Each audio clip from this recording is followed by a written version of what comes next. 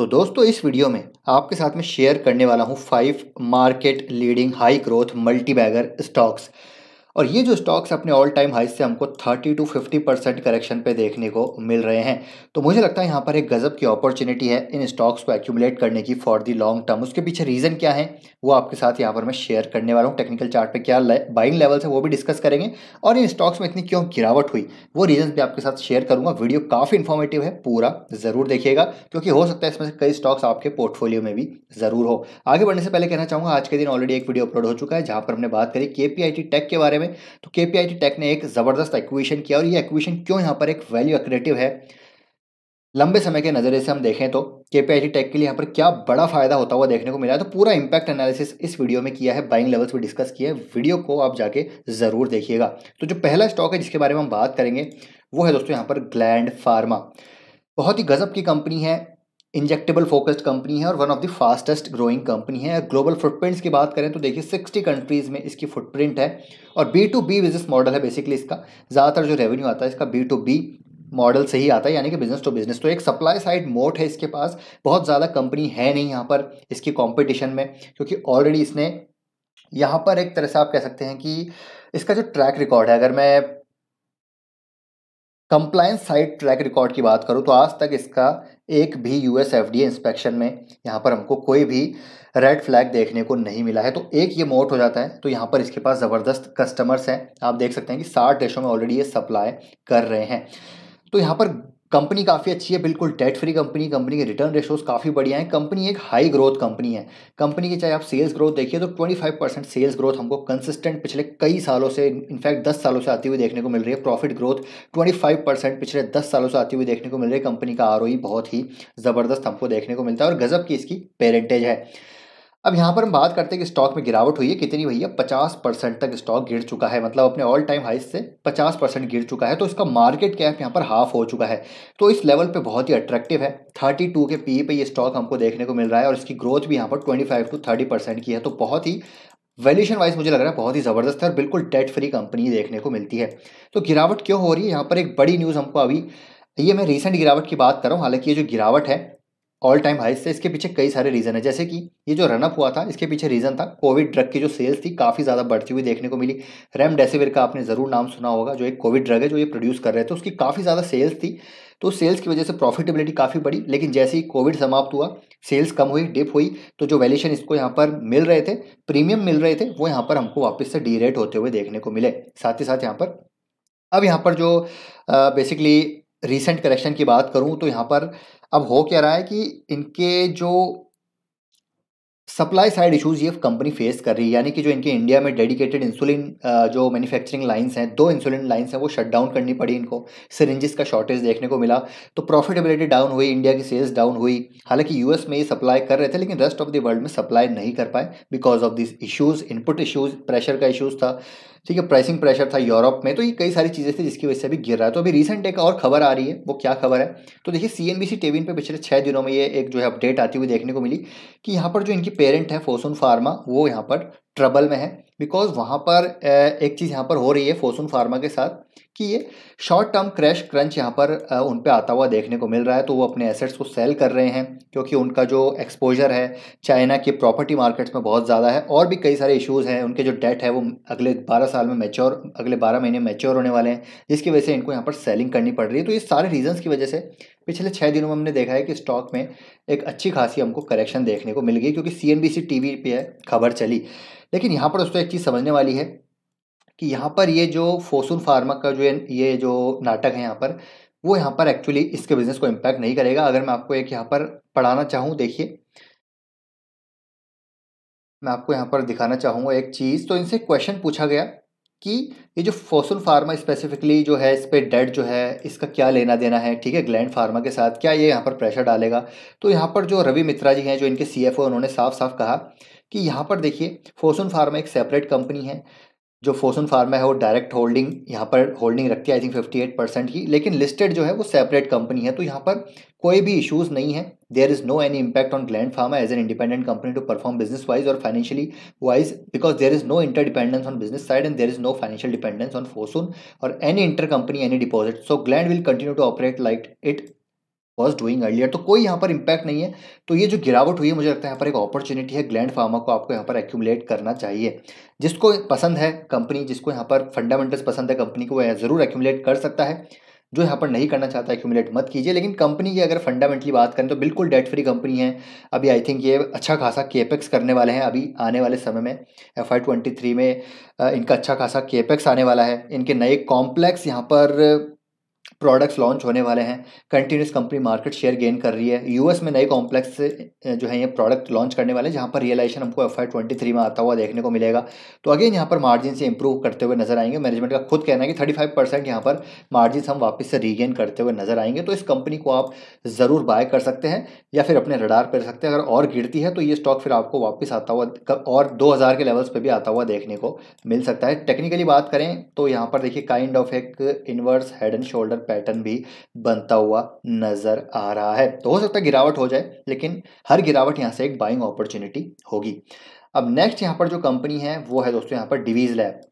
अब डिवीज लैब के बारे में कोई इंट्रोडक्शन की रिक्वायरमेंट नहीं, ये भी एक बिल्कुल डेट फ्री कंपनी है। ऊपर इस तरह से अगर बात करें तो स्टॉक में 35% की करेक्शन आ चुकी है ऑलरेडी, थोड़ा रिकवर हो चुका है। हालांकि 40% तक करेक्ट हुआ था, लेकिन अभी भी बहुत ज़्यादा रिकवरी नहीं आई है इस स्टॉक में। तो इस स्टॉक को भी आप यहाँ पर बाय कर सकते हो। और इसमें भी सेम कहानी थी, ये स्टॉक भागा था। कोविड यहाँ पर जो प्रोडक्ट्स थे मोलनुपिराविर, इनकी सेल्स काफ़ी ज़बरदस्त थी, उसकी वजह से भागा। स्टॉक में हमको री रेटिंग होती हुई देखने को मिली। लेकिन जैसे कोविड समाप्त हुआ अगेन, ठीक है, उसके बाद ये स्टॉक हमको वापस से डीरेट होता हुआ देखने को मिला, क्योंकि सेल्स एंड प्रॉफिटेबिलिटी डाउन होती हुई यहाँ पर हमको देखने को मिली।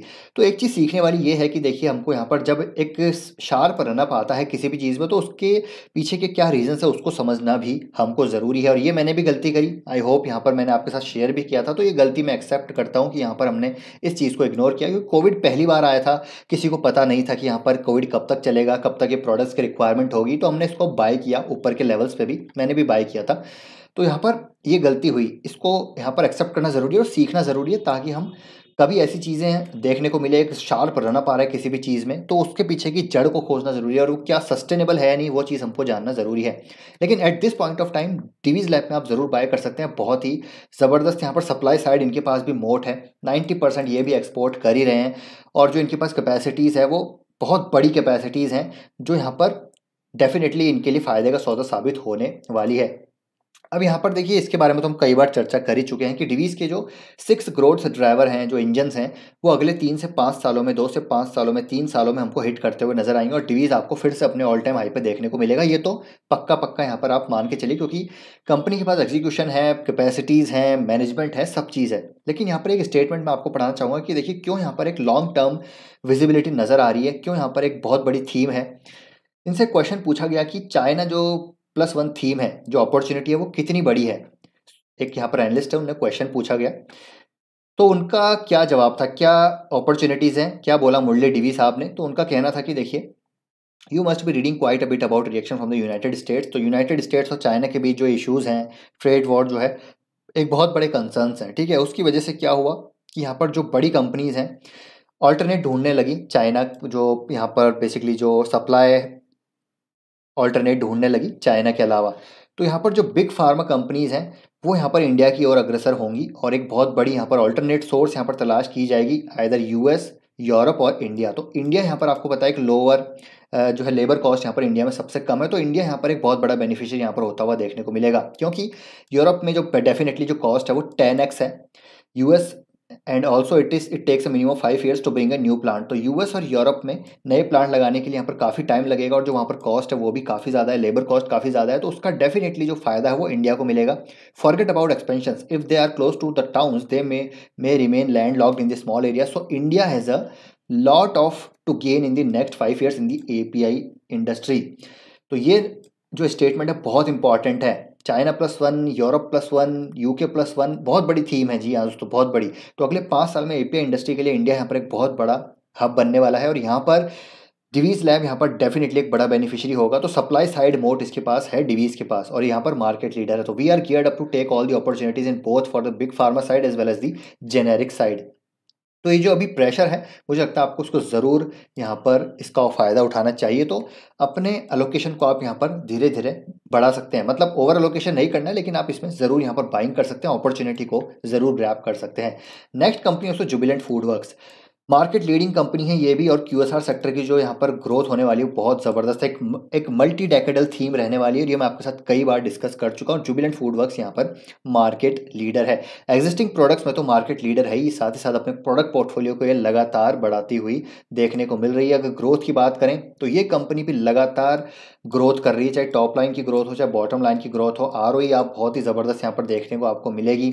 एफआईज यहाँ पर हेविली इन्वेस्टेड हैं, प्रमोटर्स और डीआईएस के पास अच्छे खासे यहाँ पर स्टेक है। मतलब मेजोरिटी ऑफ द स्टेक आप देखिए प्रमोटर्स, एफआईज और डीआईएस के पास ही है। पब्लिक के पास तो मात्र 10% स्टेक है। उसमें से भी अगर आप देखें तो यहाँ पर जो है कुछ ट्रस्ट वगैरह उनके पास स्टेक है, तो पब्लिक के पास बहुत कम माल है जुबिलेंट फूडवर्क्स का। तो क्यूएसआर सेक्टर को आप प्ले करना चाहते हैं तो यहाँ पर डेफिनेटली आप इसको बाय कर सकते हैं। और ऊपरी स्तरों से अभी भी ये 32% की करेक्शन पे मिल रहा है। हालांकि स्टॉक 50% तक करेक्ट हुआ था, लेकिन अभी रिकवर हो चुका है। गिरावट क्यों हुई थी उसके पीछे कई रीज़न थे। इनपुट कॉस्ट प्रेशर था, मैनेजमेंट यहाँ पर चेंज हुआ, जो यहाँ पर जो जो यहाँ पर पहले सीईओ थे उन्होंने यहाँ पर रिज़ाइन दिया, ठीक है, वो दूसरी जगह गए, तो उसका एक प्रेशर रहा। इन्वेस्टमेंट वैल्यूशन का प्रेशर रहा, ग्रोथ स्लो डाउन रही, तो उसकी वजह से स्टॉक में हमको करेक्शन देखने को मिली। लेकिन ये सारी चीज़ें अभी टेम्पररी है। आगे आने वाले सालों में हमको ये चीज़ें, इनफैक्ट आगे आने वाले क्वार्टर्स में हमको इनपुट कॉस्ट का प्रेशर भी खत्म होता हुआ देखने को मिलेगा। ऑलरेडी नया मैनेजमेंट आ चुका है, समीर खेतरपाल जी आ चुके हैं, वो यहाँ पर पिच इन करते हुए नजर आएंगे। ऑलरेडी यहाँ पर वो इनिशिएटिव्स ले रहे हैं, ठीक है। उन्होंने आई थिंक यहाँ पर कई एक्विजिशंस भी कर रहे हैं, टेक एक्विजिशंस भी ये कंपनी कर रही है। और ऐसा नहीं है कि पहली बार गिरावट हुई है 32% 50% की। आप देखिएगा कि यहाँ पर 2015 में भी 60% की करेक्शन हुई थी, फिर यहाँ पर 2018 में भी 40% की करेक्शन हुई, फिर अगेन 2019 में 37% की करेक्शन हुई, फिर कोविड में यहाँ पर 40% की करेक्शन हुई। लेकिन उसके बाद ये स्टॉक हमको हमेशा ऑल टाइम हाई टच करता हुआ देखने को मिलता है। अब यहाँ पर मैं आपको बताता हूँ इनका जो पॉपॉय का ब्रांड है वो किस तरीके से यहाँ पर काम करता हुआ नजर आएगा, और जिसपे मैं तो इनफैक्ट काफ़ी बुलिश हूँ, क्योंकि ग्लोबली पॉपॉय का एक बहुत बड़ा नाम है। थोड़ा सा मैं आपको हिंट देना चाहूँगा। देखिए, पॉपई की अगर मैं रेवेन्यू की बात करूं कैलेंडर ईयर 70 से कैलेंडर ईयर 19 तक, तो आप देखिए कि टिम हॉर्टन्स, बर्गर किंग के कंपैरिजन में पॉपॉइज की जो रेवेन्यू है 202 करोड़ से बढ़ी 400 करोड़, मतलब डबल हो गई एक साल में। उसके बाद यहाँ पर 50% से ज़्यादा की ग्रोथ हमको फिर अगले साल आती हुई देखने को मिली।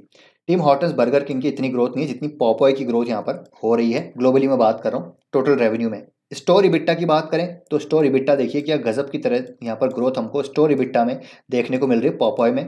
कंपेयर कर लीजिए आप टिम हॉर्टन्स और बर्गर किंग से। मतलब पूरा क्यूएसआर सेक्टर यहाँ पर अच्छी तरीके से ग्रो हो रहा है डेवलप्ड मार्केट्स में भी, और इंडिया तो अभी अंडर पेनिट्रेटेड है। तो आप समझिए कि कितनी ग्रोथ यहाँ पर आती हुई देखने को मिलेगी। क्यूएसआर सेक्टर 25% से ग्रो होगा। अगर फूड सर्विस इंडस्ट्री की बात करूँ तो वो भी यहाँ पर 17% या 18% के आसपास की ग्रोथ यहाँ पर एक्सपेक्टेड है। तो क्यूएसआर में सबसे ज़्यादा ग्रोथ यहाँ पर आने वाली है। तो यहाँ पर स्टोर इबिट्टा में भी अच्छी ग्रोथ है पॉपॉय की मैट्रिक्स में। इबिट्टा मार्जिन्स की बात करें तो देखिए क्या गजब के इबिट्टा मार्जिन्स पे पॉपॉय काम कर रहा है। तो मार्जिन्स यहाँ पर बेहतरीन रहने वाले हैं इंडिया में भी, अगर यहाँ पर जब सेल्स ग्रोथ आती हुई हमको देखने को मिलेगी। और सेम स्टोर सेल्स ग्रोथ में पॉपॉय देखिए कितनी ज़बरदस्त तरीके से यहाँ पर सेम स्टोर सेल्स ग्रोथ भी हमको आती हुई देखने को मिल रही है। 1.5 नेगेटिव था, खैर ये तो पूरा साल ही सभी के लिए था, फिर 1.6 से सीधा सीधा 12.1। अब टोटल स्टोर्स में देखिए 2800 से 3100, 3100 से 3300, तो अच्छी खासी स्टोर ग्रोथ भी यहाँ पर हमको देखने को मिल रही है। तो यहाँ पर जब पॉपॉय यहाँ पर जो बात कही जा रही है मैनेजमेंट के द्वारा वो 250 से 300 स्टोर ओपन करने की अगले 2 से 3 सालों में, तो जैसे ही यहाँ पर स्टोर ओपनिंग होगी, एक्सपेंशन प्लान्स काफ़ी बढ़िया हैं, तो डोमिनोज जुबिलेंट फूडवर्क्स यहाँ पर डेफिनेटली काफ़ी अच्छा करेगा। पिज़्ज़ा मार्केट में तो 80% का मार्केट शेयर है ही। पॉपॉइज में भी जो फ्राइड चिकन सेगमेंट है उस पर भी मार्केट शेयर गेन करेगा। केएफसी का मार्केट शेयर यहाँ पर मुझे लगता है लूज होने वाला है। बाकी लेट्स सी क्या होता है भविष्य में। लेकिन मैं आपको बता रहा हूँ कि पॉपॉइज की जो यहाँ पर जो जो इनका नया बिजनेस सेगमेंट है कितना ज़बरदस्त इनके लिए ग्रोथ ड्राइवर होने वाला है। तो डेफिनेटली जुबिलेंट फूडवर्क्स में भी आप निवेश कर सकते हैं। और दूसरे अगर आप सेगमेंट में जाना चाहते हैं तो सफ़ायर और देवयानी पे भी जा सकते हैं। नेक्स्ट कंपनी है तो यहाँ पर बर्जर पेंट्स, ये भी मार्केट लीडर, सेकंड मतलब लार्जेस्ट कंपनी है।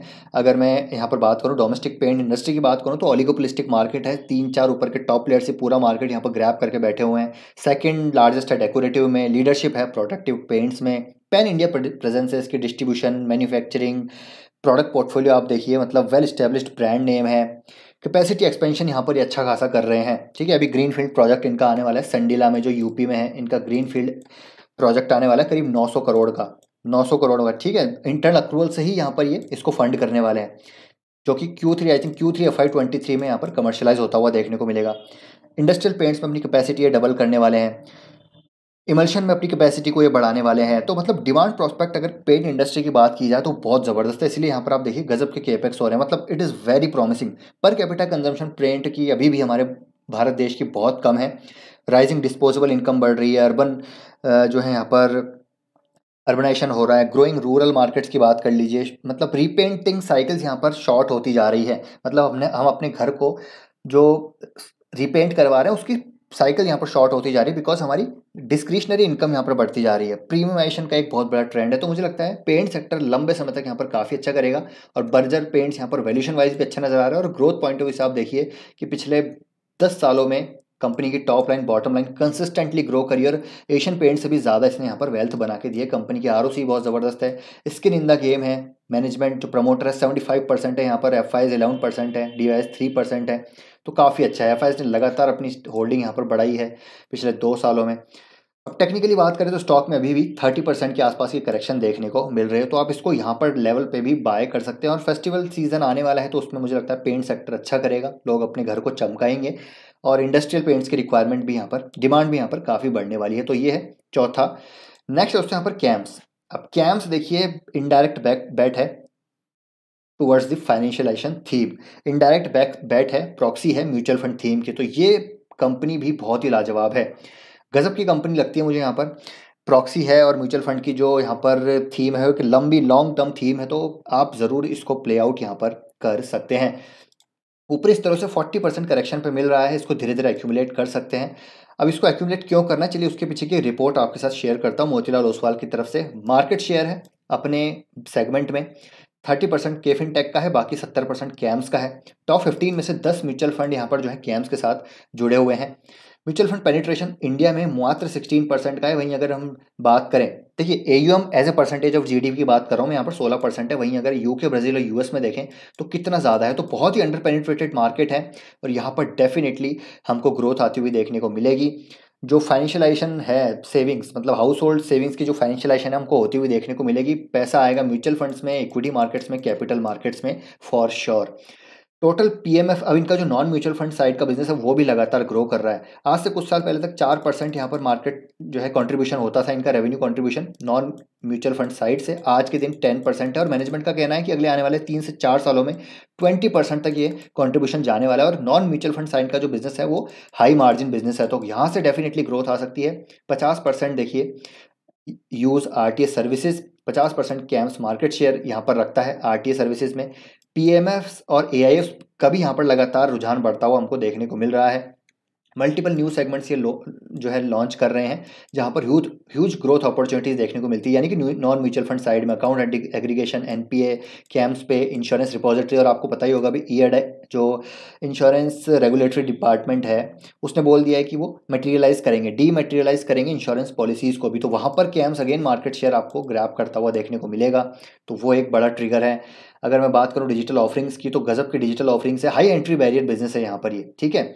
तो यहाँ पर आप देख सकते हैं मोतीलाल ओसवाल की गजब की यहाँ पर रिपोर्ट आई है। यहाँ पर हाई एंट्री बैरियर बिजनेस है, यहाँ पर इनके पास एक तरह से जो है कस्टमर रिपोजिटरी का मोड है, साथ ही यहाँ पर टेक्नोलॉजी मोड है, और यहाँ पर इनके पास एक तरह से डिजिटल इंफ्रा और फिजिकल इंफ्रा का भी मोड है, जिसको ब्रेक कर पाना बहुत ही ज़्यादा मुश्किल है। इसलिए कैम्स यहाँ पर एक बहुत बेहतरीन बैट नज़र आती है। तो कैम्स को भी आप धीरे धीरे एक्यूमुलेट कर सकते हैं, अगर आपको बिजनेस मॉडल पसंद है तो धीरे धीरे एक्यूमुलेट कीजिए। बाकी ऐसा कोई ज़रूरी नहीं है दोस्तों, यहाँ पर मैं आपको बता रहा हूँ तो आप बाय कीजिए, आपका यहाँ पर कन्विक्शन होना ज़रूरी है तभी बाय कीजिएगा।